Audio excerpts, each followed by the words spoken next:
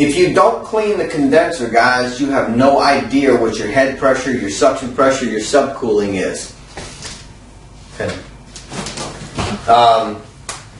The condensers remove the heat from the house. So when you are running your air conditioning system, your condenser's job, and you tell the customer this, because sometimes, I don't want to clean the condenser. So let me explain to you what the condenser does. The condenser takes the heat from inside the house, the compressor compresses the refrigerant from a cool gas into a hot gas. That condenser then, the refrigerant's running through the condenser, and the cool air running over the condenser coils removes the heat from that condenser and disperses it in the air. It takes then that refrigerant, that warm refrigerant, and brings it around into your home. Your evaporator coil absorbs the heat from your house and brings it back outside to be dispersed again outside. If you have a dirty condenser outside, it cannot disperse the heat, so therefore it brings the heat right back around inside. So I really need to clean your condenser so I can take the heat out of your house. That's why I need to clean it. Okay? And I can't charge your system properly, and I can't check it properly if you have a dirty condenser, because it changes my head pressure, it changes my superheat, it changes my subcooling, it changes my delta T. It changes everything about the system. Okay? And I told this story before. If you go to a house and you got a filthy, dirty condenser, go check the evaporator coil, go check the blower motor, go check everything before you clean that condenser. A lot of times, go clean it, go check it all first. Because if you clean the condenser and it's filthy, filthy, filthy, filthy dirty, and you don't go check the evaporator coil and it's filthy, filthy dirty, the only thing that was keeping that system from freezing up on you is the hot, dirty condenser. So you clean the condenser and drop your head pressure down, now your evaporator coil is going to start freezing up on you because it's so dirty now, but your condenser's clean. Okay? Also, make sure you tell the customer again that once you clean this condenser and everything's working properly, you'll be able to see how the system's going to work from there. Make sure before you leave that house, you let the customer know. Now that I've cleaned your condenser, and it took me 3 times to clean this particular condenser, it was really, really, really dirty. That causes your fan motor to get extremely hot when you're running this system. So your bearings will swell up in this particular unit because it's so dirty. So now that we have it cleaned, it's going to run that system at a cooler temperature. Now this could happen. I'm not telling you it's going to happen, but this could happen. Your fan motor could give out on you because your bearings start running at a different temperature. And when they run real hot, they swell up. Now when they run cold, they come back down. It's very possible your fan motor could go out on you. Okay? So I want to let you know that now, so that if you call me in 3 and 4 and 5 and 6 days, a week, 2 weeks from now, and if the fan motor stops, it was because it was never maintained, not because we cleaned it. And I've actually got a review on one of the websites right now that says, I called Taylor & Tyler, I talked to the owner of the company, and he told me that they caused my fan motor to go out because they cleaned my condenser. And if I would have known that cleaning my condenser would have made my fan motor go out, I would have never had him clean the condenser. That doesn't make any sense. Okay? But to a customer, he has no clue. And I know what I explained to him. I explained to him that sometimes when you clean a condenser, if they're really filthy dirty, that can cause your fan motor to go out eventually. Okay? Because you're changing the temperatures of it. He took it as, the owner at Taylor & Tyler told me that when they clean condensers, it makes the fan motors go out. Can't win and lose and all that kind of stuff, okay? So, alright. So, if you tell me I got a high head pressure, you better back that up when I got a high subcoolant, I got a low subcoolant, I got a high superheat, I got a low superheat, I got a high suction pressure, a low suction pressure, right? You can't just tell me I got a high head pressure. What's it supposed to be? You better tell me what it's supposed to be. Call me up and give me these answers. My head pressure is supposed to be 362. Right now I'm running a 395-pound head pressure. Man, that's kind of high. What's your suction pressure, though? It's supposed to be 118, okay? 40-degree saturation temperature. And I say, well, what is your suction pressure? And you go, 94? I said, okay, so your head pressure is really high and your suction pressure is low now, right? Because it's supposed to be 118 with a 40-degree evaporator coil, right? What's your problem? Restriction. You got a restriction in your system, okay? So now I got a 395-pound head pressure and I got 140 suction pressure. What's my problem? You got look right here. High head pressure, high suction pressure. Could be a dirty. Now, you don't know if I'm going to tell you high superheat, low superheat, right? High subcoolant, low subcoolant. You don't know that yet, right? Oh, so can I just answer or give you the answers to these things without knowing what superheat and subcoolant is? Okay? So you're looking at a chart right now. So find one that has a high head pressure and a high suction pressure and just pick one of them and tell me what the superheat would be and tell me what the answer is. So the answer would be over to your left there. It'd be a dirty condenser. Dirty If condenser. you have a low superheat and a Low low subcoolant. superheat and a low subcoolant, right? Yeah. So a dirty condenser gives you a high head pressure, a high suction pressure, a low superheat, and a low subcoolant. Low to normal subcoolant if it's on a TXV. Right? Mm-hmm. Okay. What if you have a high head pressure, a low suction pressure, but a really high subcoolant? High head pressure, low suction pressure, high subcoolant. It has severe refrigeration restriction. A restriction. Okay? What if you've got a piston system and you've got a low head pressure, a low suction pressure, and a low superheat? And the chart they're looking at right now is this chart right here. Okay? And this chart right here is going to give you head pressure, suction pressure, superheat, subcoolant, and the arrows on there are going to tell you whether it's high or low. So if it's pointing up, it means it's high. Obviously, if it's pointing low, it means it's low. So in this case, let's look at every single one of these guys. Let's start off with a low charge. A low charge means that you're going to have a low suction pressure because you don't have enough refrigerant in your system. So it makes your your suction pressure low, right? It's going to make your head pressure low because there's not enough refrigerant in your system, right? So in this case, if it's telling you need a 362-pound head pressure, you might be reading a 350-pound head pressure instead, right? It's telling you your superheat's going to be high. And the top part of this chart says fixed metering device on here. So at the very, very top part of the chart, it says fixed metering device on it. Okay? So fixed metering device is a piston. So we're going to look at this and we're going to go, okay, our first across the board says low charge, low suction pressure, low head pressure, high superheat, low subcooling, low compressor amps, and low indoor temperature differential. What do you mean by low indoor temperature differential? What do we mean by that? That's your split. The delta T. So if it means it's low, that means if you got 70 at the return and it's low, 50 would give you 20. So low it might be 62, right? So 62, that's nowhere near 52. You're off 10 degrees there, right? Okay? Now, go to the TXV system. That's going to give you a suction pressure as normal. So if your suction pressure is normal and you have a system that's low on refrigerant, you look at that system and you go, well, my suction pressure looks fine. So my pressures ought to be okay now, right? But my head pressure is going to be a little bit low. Well, wait a minute.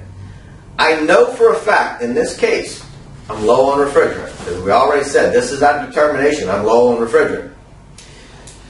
A fixed metering device gives you a low suction pressure, but a TXV gives you a normal suction pressure. What's the reason for that? Because TXV maintains a constant superheat. Okay, that is correct. So it opens up the valve and floods the coil with refrigerant. So if it floods the coil with refrigerant and opens the valve, it raises your suction pressure, right?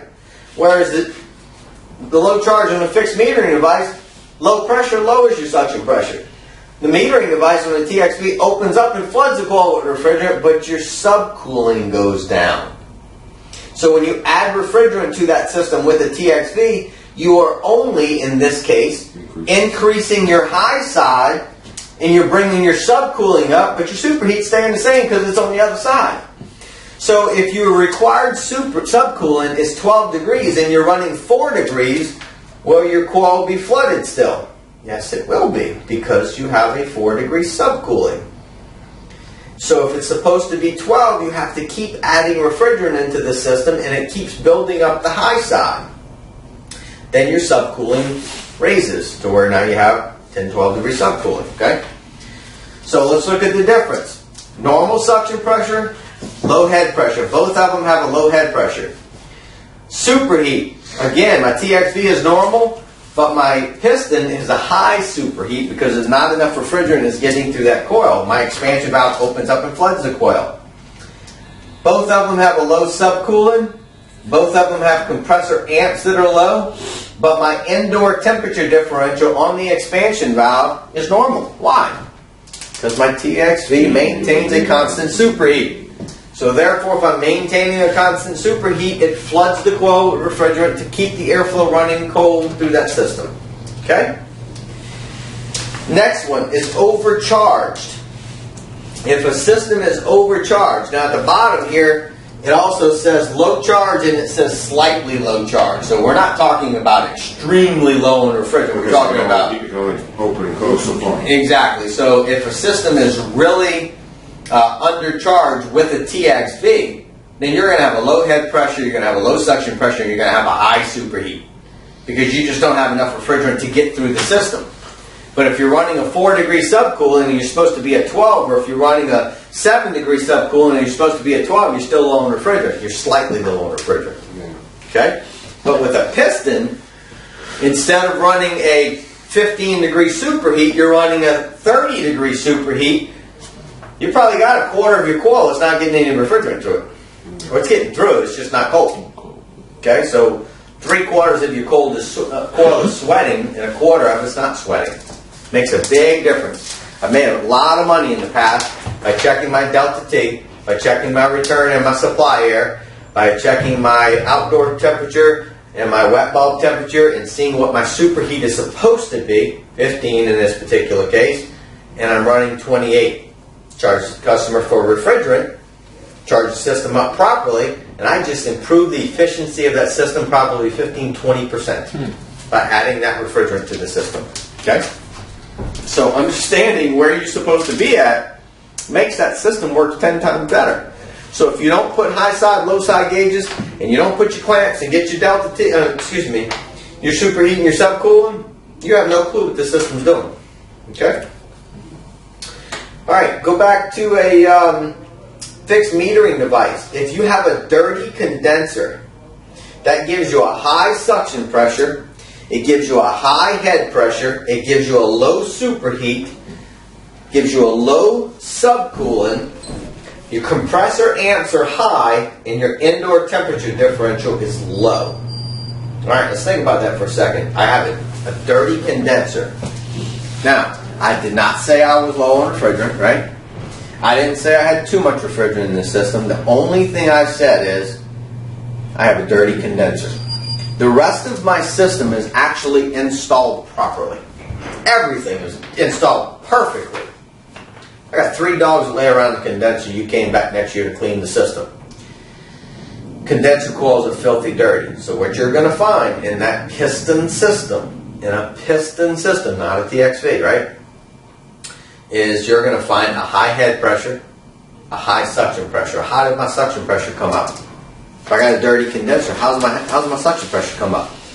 Because my high side came up so much that a fixed bore system literally is a copper line about the size of the pin, which is normally a 3/8 line. The piston is normally about the size opening of this pin right here, the opening of that pin. So as your refrigerant comes on this side of your piston, it hits that small hole, fills up head pressure on this side, and then on the other side it flash gases. It drops in pressure. When it drops in pressure, that's what makes your coil cold. Okay? So if you have a dirty condenser, it builds pressure up even higher over here, right? So if I got more pressure pushing through the same exact hole, head pressure, the suction pressure comes up now too, doesn't it? Okay?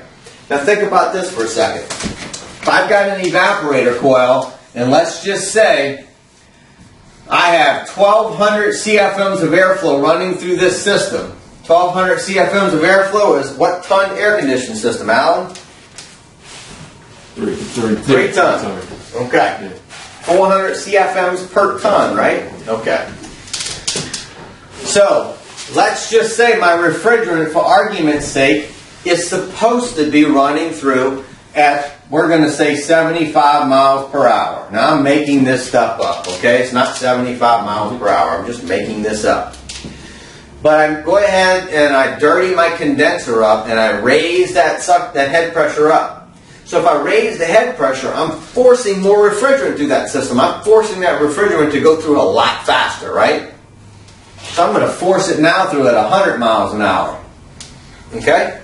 If I force that refrigerant to go through faster, and I still have 1,200 CFMs of airflow running through that system, it cannot pick up the heat on the way out, can it? It runs through so fast that it can't grab the heat on the way out. Okay?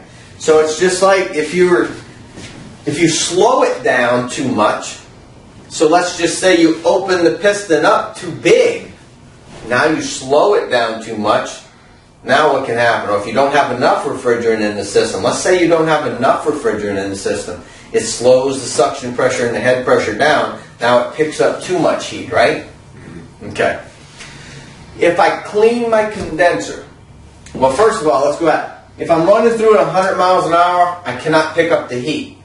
So therefore, by the time I get back to my compressor, I'm still cold. I'm too cold. So my superheat's low. Okay, I clean the condenser. I drop my head pressure down, I drop my suction pressure down, and now that refrigerant's just rolling through my evaporator coil and it's absorbing the heat as it goes through there. So now when I go back out to my condenser, I'm a cool gas going back out to my condenser. Okay, instead of it not flash gassing and boiling. If that refrigerant can't boil, and the heat inside the evaporator coil is what actually makes that refrigerant boil, right? If you can't pick up the heat because it runs too fast, it don't boil. So then it's still a liquid going back to the compressor, right? Oh, that makes sense. Okay. Now, what if you have low indoor airflow? What does low indoor airflow mean? Anything that makes the airflow go through the system at a slow pace. Not enough grills opened up. Restriction of airflow any kind of way. Dampers aren't opening up. Transitions are too small. Blower running backwards. Blower too small. Blower wheel too small. Dirty evaporator coils. Transitions where the insulation falls off and blocks it off. Return air transitions are too small. Return air chases are too small. Anything that restricts airflow through the system. So when you read this and it says low indoor airflow, it has a litany of things it means, right? Low airflow also could be dirty evaporator coil, couldn't it? Okay? So if it's a dirty evaporator coil, a fixed metering device will give you a low suction pressure, a normal to low head pressure on a fixed metering device, which means a piston. It gives you a low superheat, gives you a normal to high subcooling because it's getting too cool in that condenser, so it cools it or normal, too cold or normal. Compressor amps are normally normal to low with a dirty evaporator coil. Dirty evaporator coil, again, is low indoor airflow. Okay? If you have low indoor airflow, that makes the supply temperature coming out of your vent too cold. If it's too cold, that makes your delta T too high. So instead of a 20 degree delta T, it's 28 degrees, 26 degrees, 25 degrees. Increase the blower speed. That's what the slide chart's going to tell you. No. Find out what's causing it to be too low to begin with, which is normally going to be something restricting it. Every once in a while you'll come across one that you have the blower speed is wrong set. Okay? Alright. Mild refrigerant restrictions. Now the difference between a mild refrigerant restriction and a major refrigerant restriction are enormous. Okay? You go put a gauge on the system is turned off and your pressures are equalized, high and low side are equalized. Let's just say in this case I have a major restriction in my dryer on my high side line. Now watch how this works. You turn that system on, and when you turn it on I have a restriction in my high side line in the dryer. Okay? My head pressure, because my system is off right now, my pressures are equal. As soon as you turn that system on, that refrigerant tries to get out of the system, it can't get out. You got your gauge sitting there on the port, right? You're reading the pressure of that gauge. So all of a sudden that refrigerant is sucking through the suction line, compressing through the compressor, building up in the condenser, right? Trying to get through the dryer, and some's getting through the dryer, but not all of it's getting through the dryer. So it's going to jack your head pressure skyrocketing, right? You're going to watch your head pressure and watch your suction pressure, and your suction pressure is going to come down because the refrigerant's not getting through the dryer, and your head pressure is going to go skyrocketing, right? You pumped it down. It's almost like you're pumping it down. But you're getting some refrigerant through there. Now what's going to happen on the other side of the dryer? It's going to start getting cold. Okay, why is it getting cold? Because now your dryer is acting like a metering device. Just like the pin here, whereas you have a piston with a hole in it that drops your pressure on the other side, because it drops in pressure, it makes it colder. Pressures and temperatures coordinate together, right? Yeah. So in this case, your dryer is acting like a piston. It restricts the refrigerant through the system, and it makes the other side of the dryer, which is your liquid line, you see your liquid line sweating. Anytime you walk up to a condenser and your liquid line is sweating, you have a restriction. Anytime. Anytime. Okay? Something is making that refrigerant flash gas and drop pressure. Okay? Most of the time it's because it's trash in the dryer itself. I'll give you, for instance, it is so hard to find, but unless you understand the refrigeration cycle and how it actually works, you will never find this problem. Okay? I get to a system, put the gauges on the system, I'm checking my superheat and I'm checking my subcoolant, and I'm looking and I'm going, man, I got a low suction pressure, I got a low head pressure, I got a high superheat, and a low subcoolant. What's that telling you? Low head, low suction, high superheat. I'm not getting enough refrigerant through this system, right? So what do? I go grab the refrigerant out the tank, out my truck. It's low on refrigerant, right? Everything's telling me it's low on refrigerant. Low subcoolant, high superheat, low head pressure, low suction pressure. I start adding refrigerant to the system. Keep doing, watching my head pressure, watching my suction pressure, and I'm like, man, it's not changing. What's going on here? Keep adding refrigerant to it. I'm like, something is not right here, but I keep adding refrigerant to the system, and it's not really doing anything. It's not increasing my suction pressure hardly at all, not increasing my head pressure hardly at all, but it keeps running though. And I feel over the condenser, and I don't have real hot air coming out of my condenser either. And I'm like, man, I am adding refrigerant to the system. The heat's not coming out of the condenser. My head pressure's not coming up. My suction pressure's not coming up. What is going on here, right? So what do? Keep adding a little bit of refrigerant and going, if I keep adding refrigerant in, that head pressure's got to come up. The suction pressure's going to have to come up. I don't know where this refrigerant's going, but it's going to have to come up eventually. So I keep adding it, and all of a sudden I hear, what's happening? What happened? Blew a gasket. Nope. Nope. What happened? There's an internal overload inside the compressor. When you build up too much pressure inside that condenser, the internal overload inside the compressor opens up. It's a relief valve inside the compressor. It's a safety feature. So if I would have had a gauge in the inside of the condenser as opposed to outside of the condenser, I would be reading the pressures inside of the condenser, right? When you put your gauge on the system, you do not read the pressures inside the condenser. You only read the pressures outside of the condenser, okay? There are no ports inside the condenser to read these pressures. So in this case, I keep adding refrigerant into the system, and I have no clue. There is a restriction before my gauge.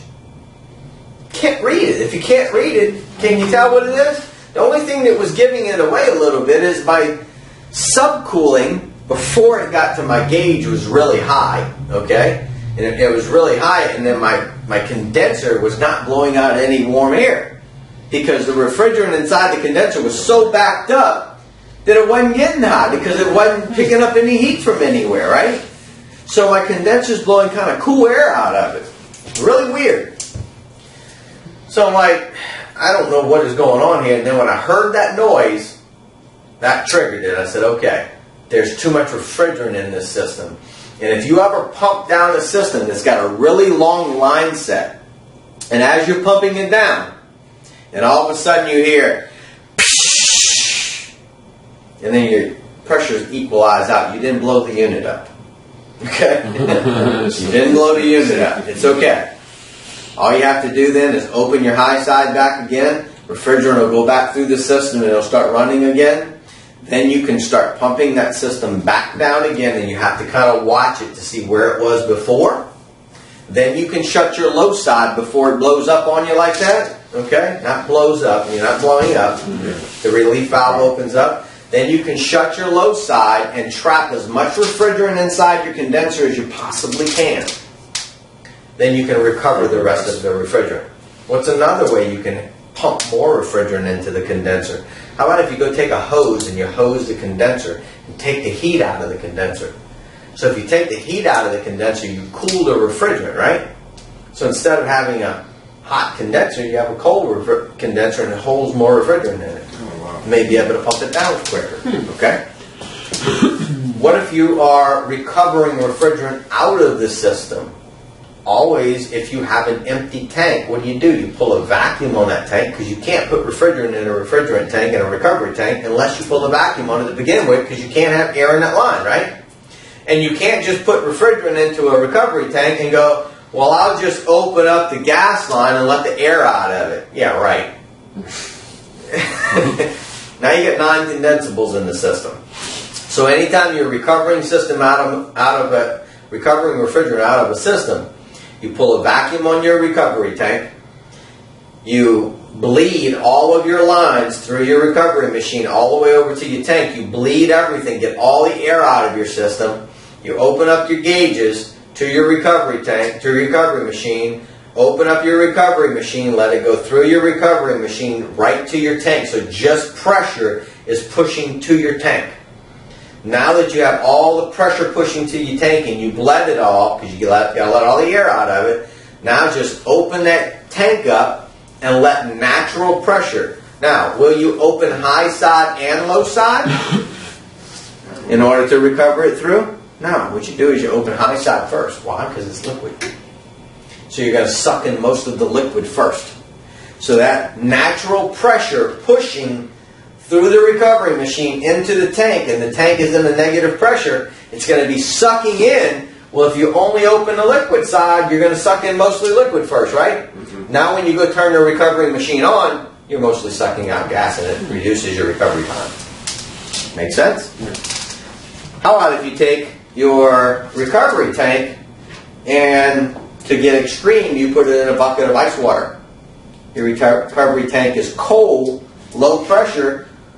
Pressures will run from high to low anytime, right? So when you're running a recovery machine, it's actually condensing all of that refrigerant, making it hot. So you're pumping in a hot liquid into your recovery tank, and it makes your tank hot, right? Well, you can run a hose over your tank and cool your tank down, and you can get more refrigerant in it. You can put it in a bucket of water, and it will cool that refrigerant off, and you can add more refrigerant into that system. Okay, so these are little tricks of the trade. Okay? Get back to your pressures and stuff here real quick. What if you have a mild refrigerant restriction? So we just told you about let's go back to that condenser before I get into that. So how did I find what was going on with that system? When I heard the noise of the valves opening up inside the system, I knew there was too much refrigerant inside the system. And I knew there was because I was dumping a whole bunch in it to begin with, so I knew there was a bunch in there anyway, right? Where was it going to?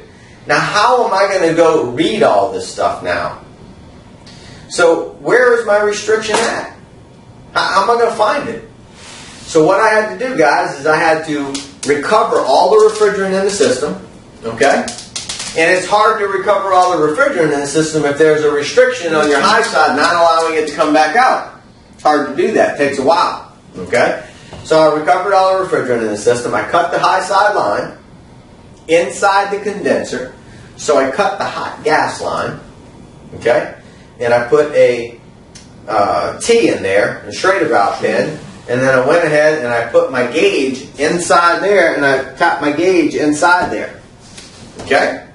So now I'm reading the high side of that system inside the condenser coming right out of the compressor. Okay? So watch this.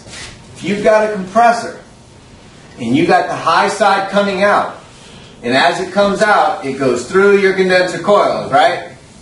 And then it comes out of your condenser, and here's your service valve here, and then boom, here's where you normally put your gauge set on, right here, right?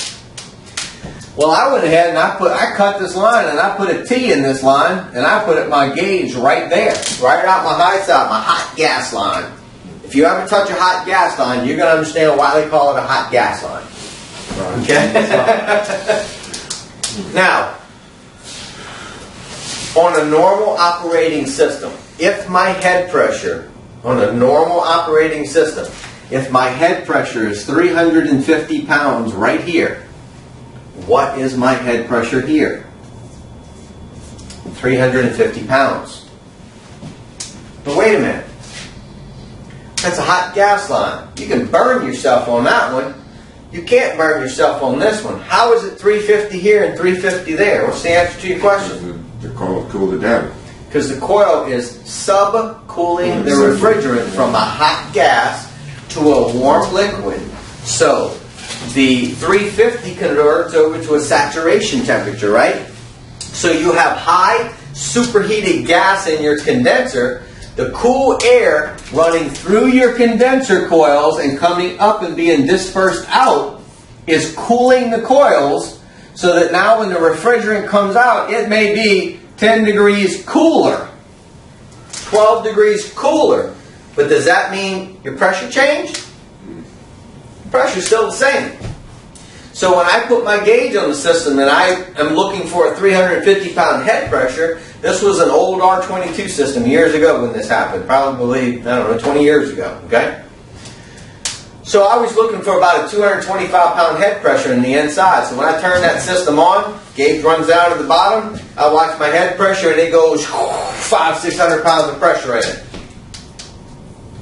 Now I know why I got a restriction in my condenser. Where is it then? Well, I'm coming out my hot gas line here. So if I'm coming out of my hot gas line, does that mean I have a restriction here? Here? Here? Here? What if there's a bullet dryer right here? Is my restriction here? Is my restriction here? Where's my restriction now? Can I find it because I've got my gauge sitting here? How do you find it? It's got to be, I'd say the bullet dryer. Yeah. You got to look for something, right? Yeah. How are you going to tell what it is? You take temperature differentials. Okay. So wherever there's a temperature differential, It should be high. it's going to drop in temperature. So if I've got a higher pressure here than I have here, my restriction is in my dryer. In this particular case, it did not have a bullet dryer in it. My restriction was actually in my service valve. There was trash in my service valve. So what I had to do was, and I figured it out that it was in my service valve. So I literally cut the service valve out of the system, opened it up, started banging it on the concrete and everything, and metal was coming out of it. So metal chips were coming from my compressor and restricted my service valve. Wow. Yeah. Wow. Yeah, I was there most of the day. But how do you find that, guys? Unless you understand superheat and subcooling, and unless you understand temperature differentials and drops, when it drops in pressure and it drops in temperature, There's your restriction. Okay? So if you got a high side line, and there's your condenser, and you got a high side line, comes up your wall, goes over to your evaporator coil, and then comes back down over again into your compressor, okay? So this is your high side, this is your low side line, you have a dryer on the system, you have it coming up here, and there's a kink in your line right here on the high side line. Watch this, guys. Here's a kink, and that's on your high side line. And I'm going to make this up, because it never happens. The high side line was run through the wall, through the top plate, and somebody grabbed the line, or they kicked it because they were doing something in the attic, and they kicked it, and they pulled that high side line, and it went through the top plate right here, and it hit on that piece of metal, and that line was like this. Now it went like this, and it kinked the high side line. Right? So you charging the system up, are you going to get a high subcooling or a low subcooling? You're gonna get a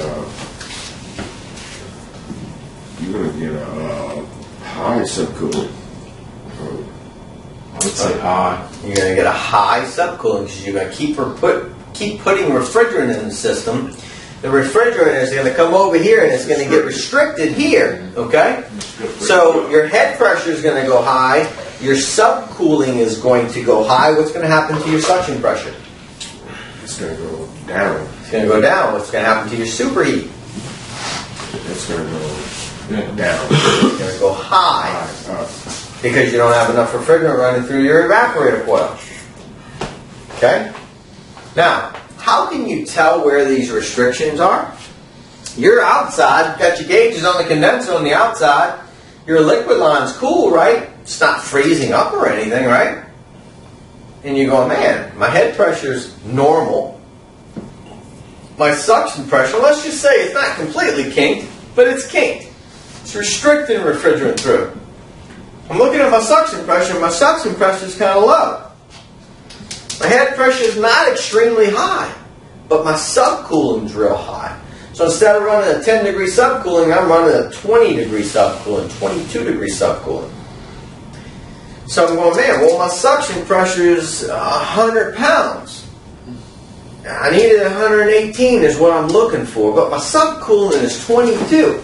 Well, if my subcooling is 22 and it's supposed to be 12, is my system overcharged or undercharged, guys? If my subcooling is 22 and it's supposed to be 12, and I've got an expansion valve system, is my system overcharged or undercharged? It's undercharged. What is it supposed to be? It's supposed to be 12, but it's 22. Then it's overcharged. Then it's overcharged, right? But if my superheat's real high and my suction pressure is low, then is it overcharged or undercharged? That's low. It's a low charge. Okay, so which one is it now? Is it overcharged or undercharged? In this case, it's perfectly charged. And it's giving me a high subcooling and a high superheat. Because it's restricting refrigerant through the system. Okay? So it's neither low on refrigerant or too much refrigerant. Okay. So you have to be able to decipher these things. Okay? So you have to first determine, is it a TXV system or a piston? It's a TXV. I know that. I see the valve on the outside of the system. Okay. What's my subcooling? 22, right? What should be my subcooling in this case? 12. We already determined that, right? So you go back to your gauges and you go, I have a 100-pound suction pressure. I have a head pressure that looks normal. I'm going to call it 325 pounds, okay? But I got a 100-pound suction pressure. My superheat's high. But darn, I got a normal head pressure, but my subcooling's 22. Do I take refrigerant out of the system to bring my subcooling back down to 12? Because that's what it's supposed to be. And if it's 22, that chart tells you if you have 22 degree subcooling and it's supposed to be 12, it tells you it's overcharged, right? Mm-hmm. Doesn't the arrow point to overcharge? Head pressure high, subcooling's high, right? Mm-hmm. So if you look at the chart, you read it and you go, it's got to be overcharged, got a 22 degree subcooling. No. If you know what I told you the other day? If it don't fit every category, it's not it. Mm-hmm. Okay? So in this case, it's neither one of those. I got a perfectly weighed in system. Somebody kinked that line after the fact and nobody knew about it. So system starts running a week or so later, boom, it got kinked, they call up, freezing up.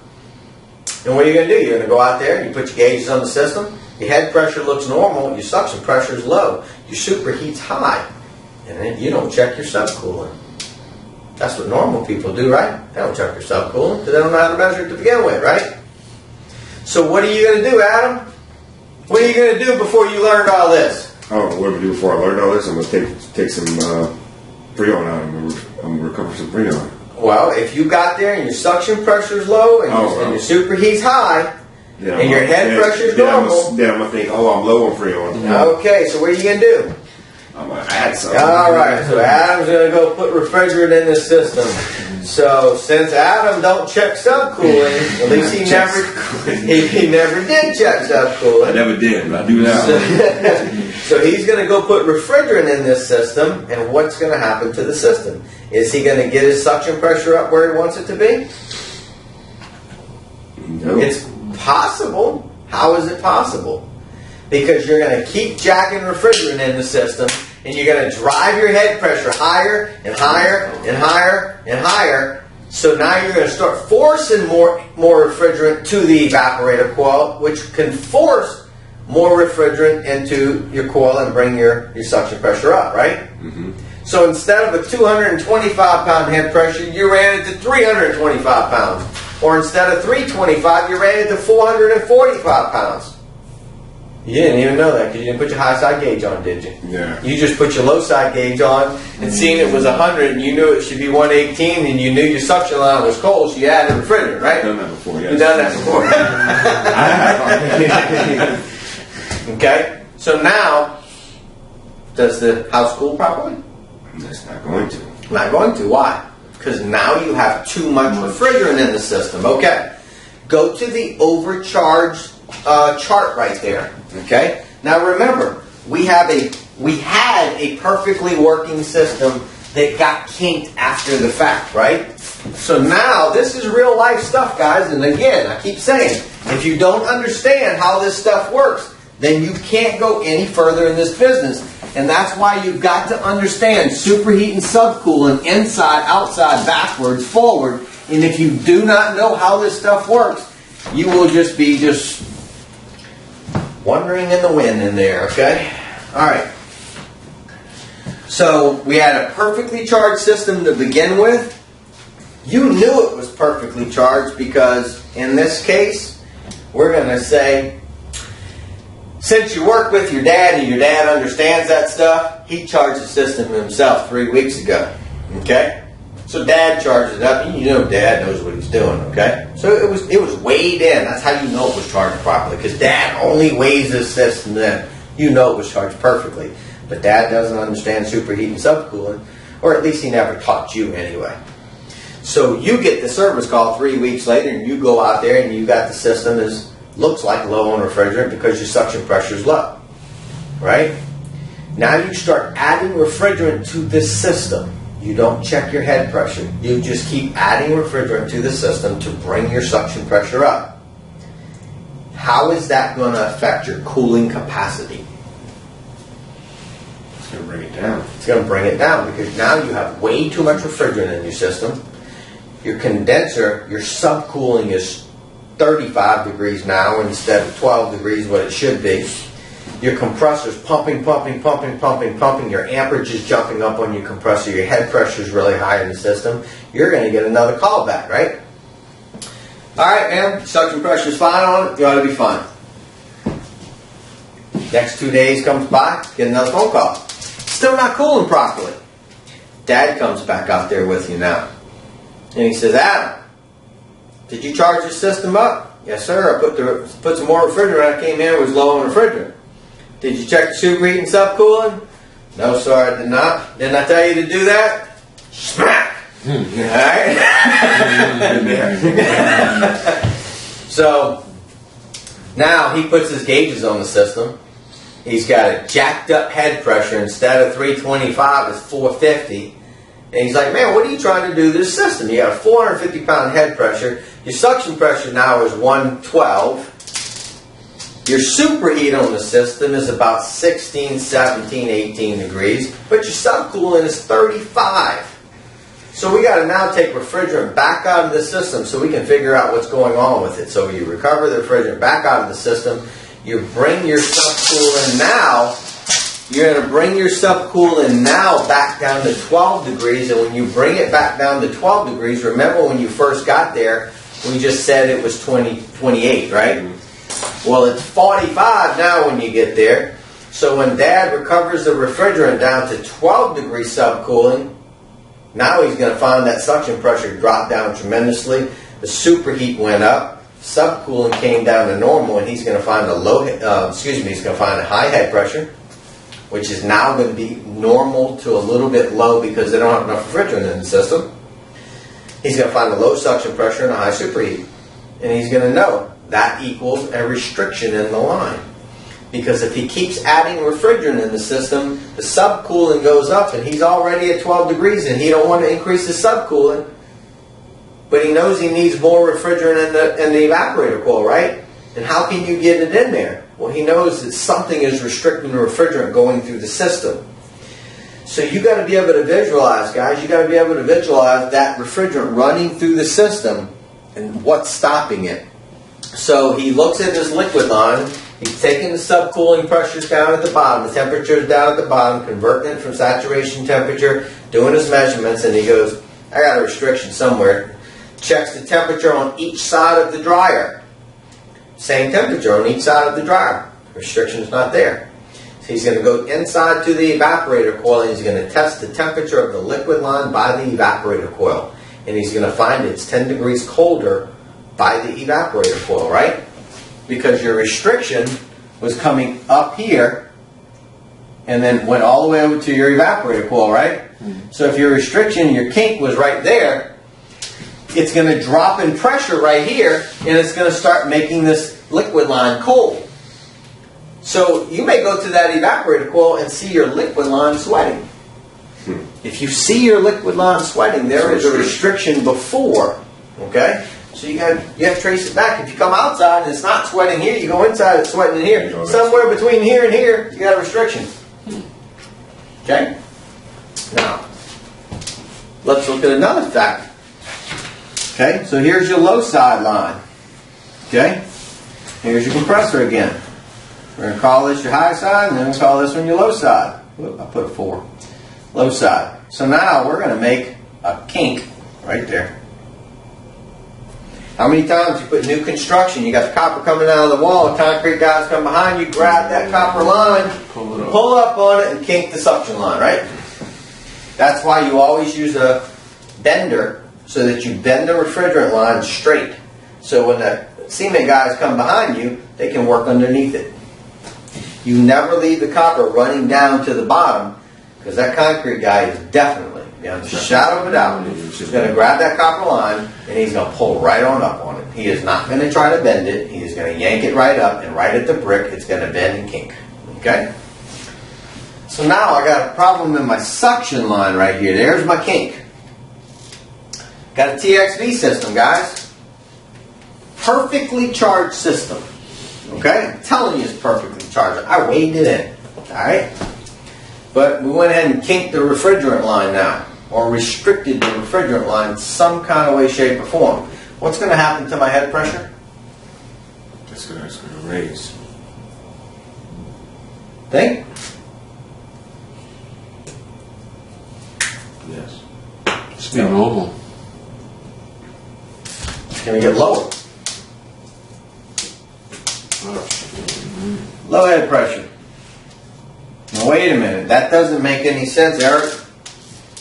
You told me right here, when this kink was here, I had a high head pressure, right? Mm-hmm. Boom, high head pressure here. That's on my liquid line, right? High side line. This is my low side line. Well, then this one's going to give me a low head pressure when my kink is in my suction line. Does that make any sense?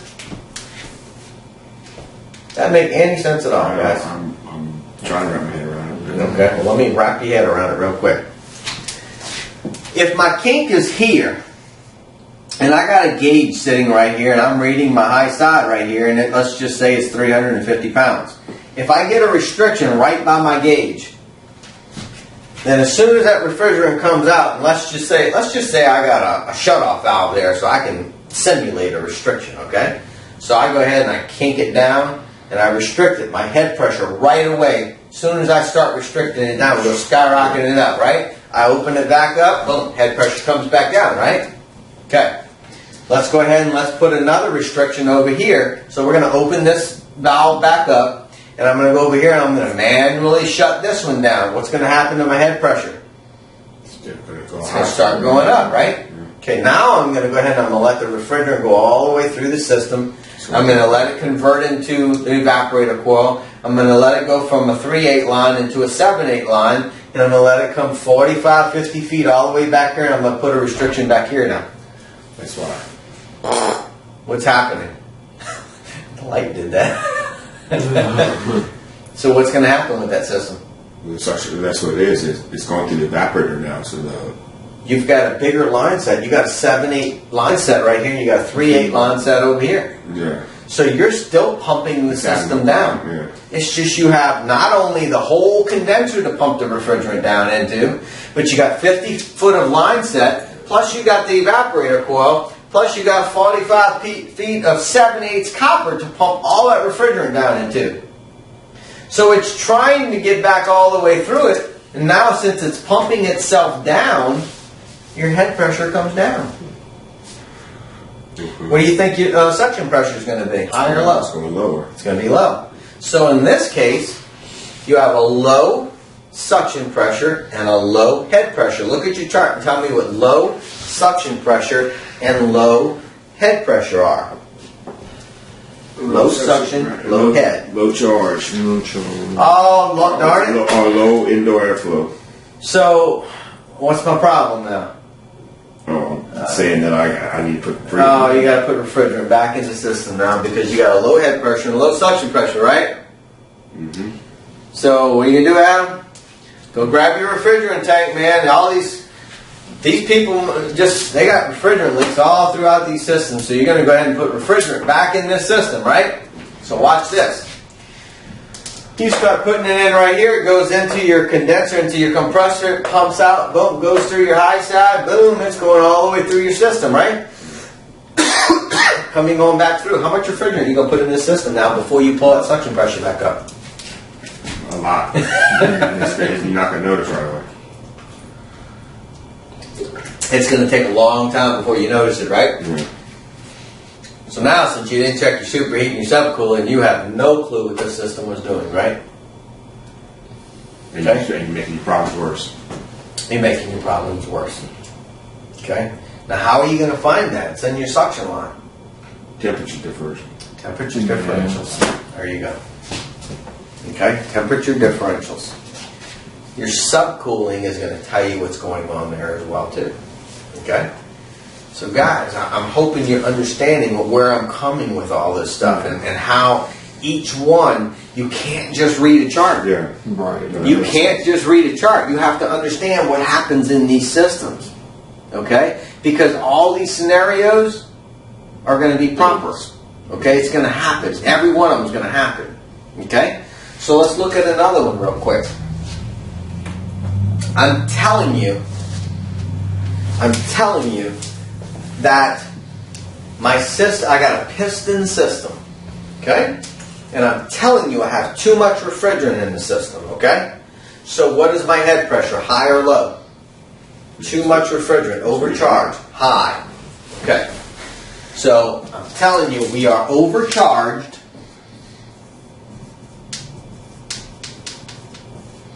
Okay? That gives me a high head pressure, right? Okay? What kind of suction pressure? It's going to be high suction pressure. It's going to be a high suction pressure. Okay? Well, Low superheat. alright. It's going to give me a low superheat.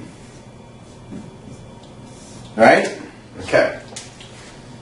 So that I'm overcharged. So this is what's happening on this piston coil. Okay? So now what's going to happen is I'm going to go ahead and I'm going to cut a hole in the return air up in the attic. Okay? So here's my system here in the attic. There's my transition, there's my heater, and there's my coil and my supply plenum, okay? Alright. I'm going to cut a hole, so I'm sucking in attic air right here, guys. If I suck in attic air and my evaporator coil is right here, and I got 130 degrees running through my blower motor, and I'm going to read my chart. That's not the chart. Is it going to have a high superheat or a low superheat? At that point, it's going to have a high superheat. It's going to have a high superheat. Well, man, is my system overcharged or is it not? Because it don't match my chart, does it? No. My chart tells me if my system's overcharged, I got a high head pressure, a high suction pressure, and a low superheat. Well, I got a high superheat. I got a high suction, high head pressure, and a high superheat. Now, how am I going to determine what's going on with this thing now? Well, first of all, you're going to have to do a complete diagnosis of the entire system and go check everything. LVP. Okay, here's what tells me that there's something going on in the attic.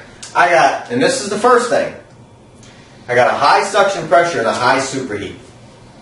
High suction pressure means that there's too much heat running over the evaporator coil, right? Got a high head pressure. Well, too much heat load gives me a high head pressure, right? So I'm going, okay, I got too much airflow running over this evaporator coil. Maybe I'm sucking in attic air. If I'm sucking in attic air, well, I don't have a problem at nighttime. It cools fine at nighttime. Why? Because the attic is cold. Right? Okay? So if I got hot air running through that evaporator coil, then I'm going to jack up my suction pressure, I'm going to jack up my head pressure, right? And everything is not going to cool properly, but at nighttime it's going to cool properly. So how do I determine what this problem is right here? That high pressure, high suction pressure, and high superheat tells me one thing. It's too much heat load. Okay, so what does too much heat load mean, guys? What does that mean? Airflow problem. Airflow. No, not necessarily an airflow problem. What if my gas furnace is running at the same time? That will give me a high suction pressure and a high superheat, right? Yeah. And that has nothing to do with airflow, does it? Okay. No, yeah. What if I got my hole in my return air, sucking in attic air, right? Okay. So now I'm going to look for one thing: high heat load, high suction pressure, high superheat. I got too much heat through my evaporator coil. What does high heat load mean? Let's throw a few things out. Too much airflow across my evaporator coil. I'm going to go check my blower speed. I'm going to look, what tonnage condenser do I have? What tonnage furnace do I have? What tonnage coil do I have? And I'm going to go, well, shoot. I got a 3.5 ton condenser, a 4 ton evaporator coil, I got a 100,000 BTU furnace. Now what does that tell me? That furnace comes standard set from the factory on high speed, right?